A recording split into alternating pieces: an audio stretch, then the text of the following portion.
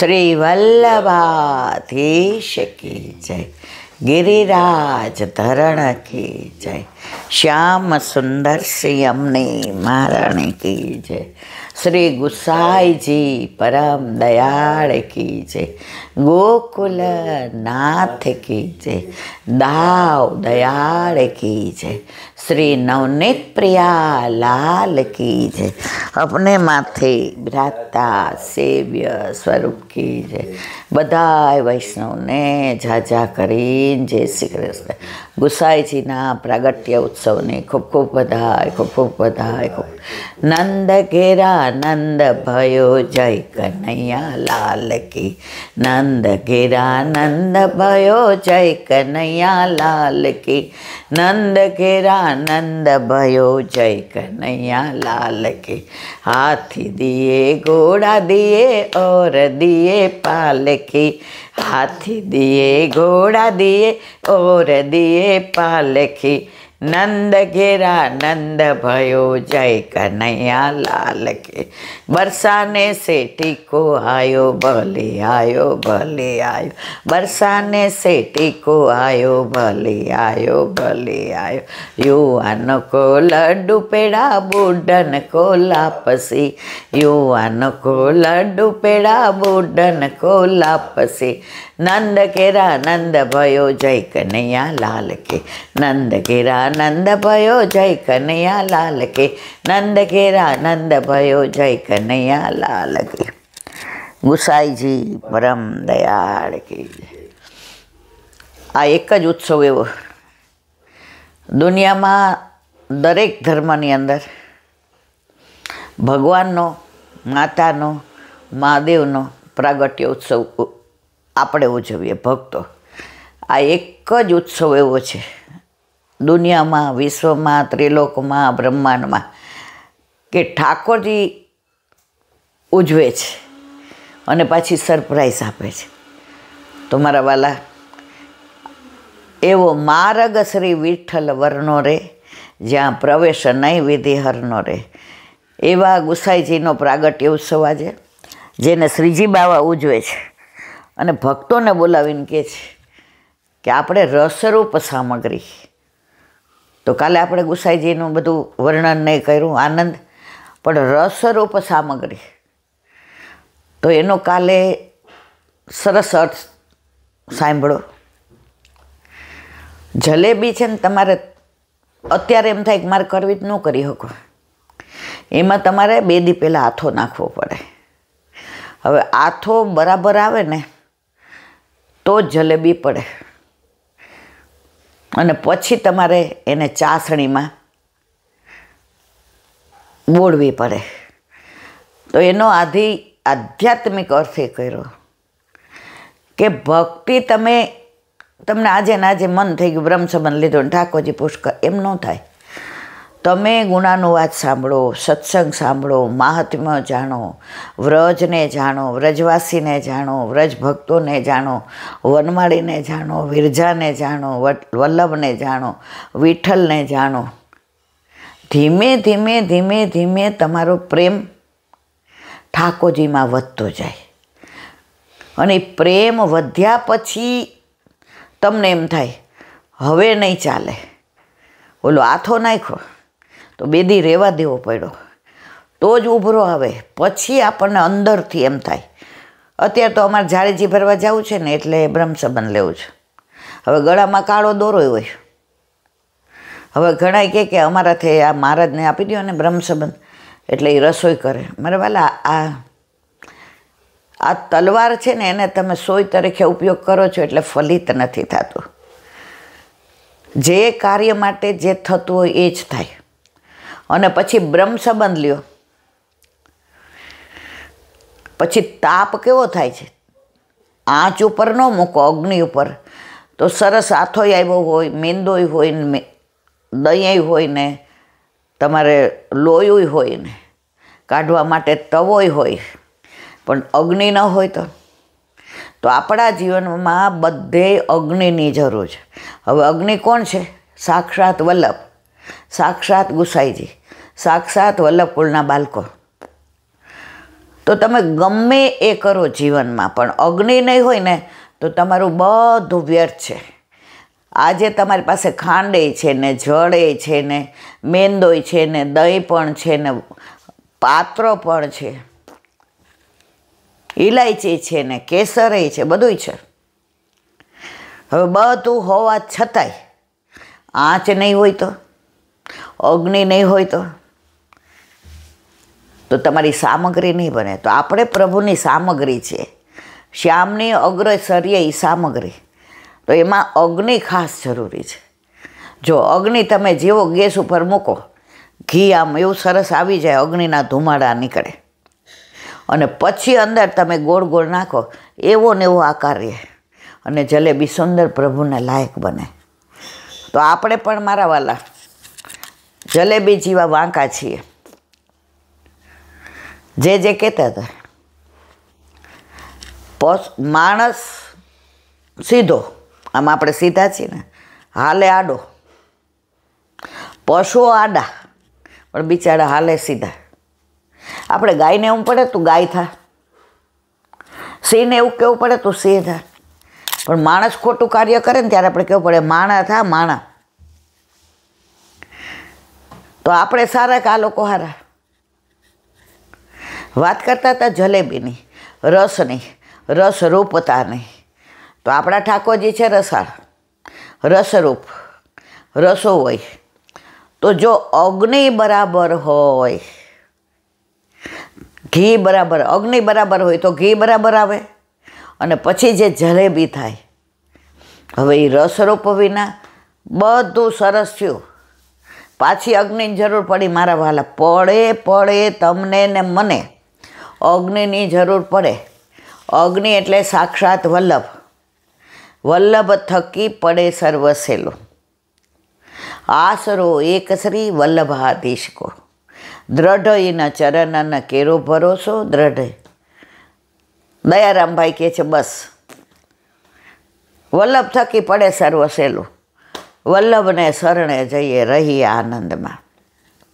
તો વાત કરતા હતા જલેબીની. હવે અગ્નિમાં સરસ મજાની જલેબી થઈ, સુંદર, પ્રભુને લાયક. હવે આવી મોડી જલેબી સારી લાગે? આકાર સરસ છે, આથો સારો આવ્યો છે, ઘી મજાનું સુંદર, પણ રસરૂપ થાય તો રસો વહીને ધરાવાય મારા વાલા. તો રસરૂપ શું છે? સેવા ને સત્સંગ. એ રસરૂપ બનાવવી હોય તો પાછી અગ્નિની જરૂર પડે, પણ સેવાને સત્સંગ ક્યારે ફલિત થાય? અગ્નિ હોય તો, વલ્લભ હોય તો, વલ્લભ કુળ હોય તો. અને ખાંડ છે એ શું છે? યમુનાજી. યમુનાજી સિવાય જીવનમાં મીઠાશ ન આવે. માં છે ને એ બધું શીખવાડે, આમ કરાય, આમ ન કરાય, આ ખવાય, આ ન ખવાય, આની સાથે આમ વ્યવહાર કરાય. આને તો આપણા યમુનાજી પણ નેહ કારણ શ્રી યમને પ્રથમ આયે. માં હંમેશા પહેલી હોય, છોકરાઓ પછી હોય. અત્યારની વાત નથી કરતી હો મારા વાલા. અત્યાર તો છોકરાઓ એવું માને છે કે અમે જ પહેલાં છીએ. માને ને બાપાને કોઈ મહત્ત્વ જ નથી. અમે જે કરીએ બરાબર, તમને ખબર પડે નહીં. અને એ તમે સમજીને ચાલો ને કે અમને ખબર પડે નહીં, તો તમે હું દુઃખી ના થઈએ. દુઃખી થઈએ છે એનું કારણ જ એ છે કે આજે આખી જિંદગી તું ને તિનકા ચૂન કર નગરી એક બસાઈ થી. તારા કામમાં ન આવી, તે બધું લૌકિક કર્યું, યુવાની ખર્ચી નાખી, જુવાની ખર્ચી નાખી, અત્યારની ઉંમર સુધી બધું ખર્ચી નાખ્યું. ચલ ઉડ જા રે પંછી કે અબ એ દેશ હુઆ બેગાના. જવાનું આવે ને ત્યારે સમજાય, અને ત્યારે મોડું થઈ જાય કે કેટલી આસક્તિ, મારા દીકરા, મારા પૌત્ર, મારે. પણ જ્યારે જવાનો સમય આવે ત્યારે ખબર પડે કે કોઈ આપણું છે નહીં. મમ્મી અહીંયા સાઈન કરી દેજે. હવે જવાનું છે છતાંય મમ્મી અહીંયા સાઈન કરી દેજે. કેમ? લૌકિક લીલા. તો વાત કરતા હતા યમુનાજીની, કે યમુનાજી શીખવાડે કે આમ કરાય, આમ ન કરાય. આ વ્યવહાર છે, આ આપણા સંસ્કાર છે, આ આપણી સંસ્કૃતિ છે. આ બધું માં શીખવાડે. અલૌકિકમાં માને નથી ભૂલતા ને, એટલે પાર ઉતરી જાય છે. લૌકિકમાં માને તુચકારીએ છીએ, એટલે આપણે બધા જોઈએ છીએ કે શું પરિસ્થિતિ થાય છે. કેટલા બધા વૃદ્ધાશ્રમ ખુલે છે રોજ, અને પાછા બધાય ઉદ્ઘાટન કરવા આવે. અલા ભાઈ મારા વાલા, આ સારી વસ્તુ છે. એમાં તમે જોજો, જે નિષ્કંચન હશે ને એના મા બાપ નહીં હોય ત્યાં. જે પૈસાવાળા હશે એના જ હશે. પૈસાવાળાને જ મા બાપ નડે. નિષ્કંચન તો કહેશે આખો ખાતા અડધો જ ખાશું, અને અડધો ખાતા પા ખાશું. પણ માં એક રૂમમાં તે અમને ઉછેરીને મોટા કર્યા, અને હવે અમારા 7 રૂમના બંગલામાંય તું અમને પોસાતી નથી. આ કળિયુગનો પ્રભાવ. અને આ બધું સમજીએ છીએ, આ બધું સાંભળીએ છીએ, છતાં એટલા બધા મોહાંધ થઈ જઈએ છીએ કે બધું આપીને પછી દુખી દુખીને દાળિયા થઈ. કાંઈ વાંધો નહીં. જેના માથે વલ્લભ બિરાજે ને, એ ગમે એવી ભૂલ કરશે ને તો વલ્લભ એને સાચવી લેશે, સાચવી લેશે, સાચવી લેશે. એમાં કોઈ શંકાને સ્થાન નથી. તો વાત કરતા હતા યમુનાજીને, તો મિશ્રી છે એ યમુનાજી સ્વરૂપ છે. અને એટલે આપણે ઠાકોરજીને કંઈ ભોગ ના ધરી શકીએ તો મિશ્રી ધરીએ છીએ ને મારા વાળા, કે એની અંદર બધું આવી જાય. તો પાછી અગ્નિની જરૂર પડે, ચાસણી કરવી પડે, એ પાછી માપ જોવું પડે. તમે પતાસા જેવી કરી નાખો તોય ન હાલે, અને પાણી જેવી કરો તોય ન હાલે. જલેબીમાં બરાબર રસાળ થાય, અંદર સુધી જાય, અને ઠાકોરજીને મોંમાં મૂકતા આમ રસ આવે ને માખણને જેમ ઓગળી જાય એવી ચાસણી જોઈએ. તો આપણા જીવનમાં પણ સેવા, સ્મરણ ને સત્સંગ એવો મિષ્ટ હોવો જોઈએ, એવો સુંદર હોવો જોઈએ કે ઠાકોરજીને આપણો હાથ પકડી અને વાલ કરવાનું મન થાય. મારા વાલા, જલેબી એમને નથી ધરવાની. જે વસ્તુ, જે મહાત્મ્ય આપ્યું છે ને, એ વલ્લભે આપણને પહેલાં સમજાવ્યું છે, પછી આપ્યું છે. એમ નથી કહી દીધું જાઓ જલેબી ધરો. જો પુષ્ટિ માર્ગમાં બુંદીના લાડવા ન આવે, બાકી તમે બધે જાઓ ને તો બુંદીના લાડવા હોય. પુષ્ટિ માર્ગમાં છૂટી બુંદી આવે. તમે ગમે એ મનોરથમાં જાજો, આમ કરીને દોથો દેશે. અરે વૈષ્ણવના ઘરે જાઓ ને, બુંદી તો હોય જો મારા વાલા. કેમ છૂટી બુંદી? પ્રભુના તત્સુખનો કેવો વિચાર. હું ના ભૂલતી હોઉં નામ. જો મારા વાલા ક્યાંક નામ ભૂલી જવાય તો મને માફ કરજો, કદાચ નામમાં મારી ભૂલ. રણછોડલાલજી મહારાજ, રાજનગર. ઠાકોરજીને પલના મહોત્સવ હતો, અને તૈયારી સજાઈ ગઈ હતી, અને અંદર મોટા ભીતરિયા, નાના ભીતરિયાને બુંદી બનાવતા હતા. 2 વાર કીધું, સમાચાર આવ્યા, જલ્દી લાવો બહાર સામગ્રી બહાર જલ્દી લાવો. આવે છે. હવે ઠાકોરજીને અવેર થાય, ઠાકોરજીના તત્સુખનો વિચાર. વલ્લભ કરે એવો કોણ કરે મારા વાલા? રણછોડલાલજી મહારાજ દોડતા ગયા અંદર રસોડામાં, એવી રીતે ઊભા રહ્યા કે મુખિયાજીને, નાના મુખિયાજીને દેખાય નહીં કે જે પધાર્યા છે. એણે જોયું કે આટલી બધી અવેર થઈ, તો શું કારણ છે? આવ્યા, આમ જોયું, લાડવા વળાતા હતા. જેનો, વહુજીનો, મોટા લાલનનો, રાજાનો, મોટા મુખિયાજીનો, નાના મુખિયાજી. અરે જે આવીને કે ભાઈ શું કરો છો? એ કે બસ આવે જ છે, જો જે. એ કે આમાં તો આપણા બધા એને થયા, મારા ઠાકોરજીને લાડવા ક્યાં? ઊભા થઈ જાવ, આ બધું ગાઈને દઈ આવો. જાતે બુંદી બનાવી અને ત્યારથી કીધું પુષ્ટિ માર્ગમાં લાડવા નહીં, છૂટી બુંદી આવે.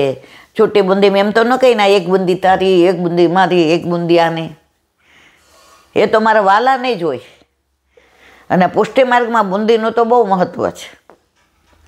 જો ઝીણા ઝીણા દાણા પણ દોથો ભરીને દઈએ તો વલ્લભ કહે છે ચારે બાજુ ભલે વિખરાયેલા પડ્યા હોય પુષ્ટિ જીવ બધાય દેવી જીવ, પણ હું દોથો ભરીને ઠાકોરજીના હાથમાં, દોથો એટલે શું? હાથ એનો દઈ દઈશ ને ગોવર્ધનનાથજીના હાથમાં, એટલે મિષ્ટ થઈ જશે, એ મીઠા થઈ જશે. તો આપણામાં મારા વાલા દરેક સામગ્રીનું છે, કાંઈ એક સામગ્રીની વાત નથી. ઓલો ઢાળો જેને બધા મોહન થાળ કહે, તમે ઢાળી દો ને એમાંય લાડવા નથી બનતા હો, એમાંય ઢાળો કે ઠાકોરજીને આમ એક પત્તું પડ્યું હોય ને ચત્તું, આમ હાથમાં લેવાનું મન થાય, મુખમાં મૂકવાનું મન થાય.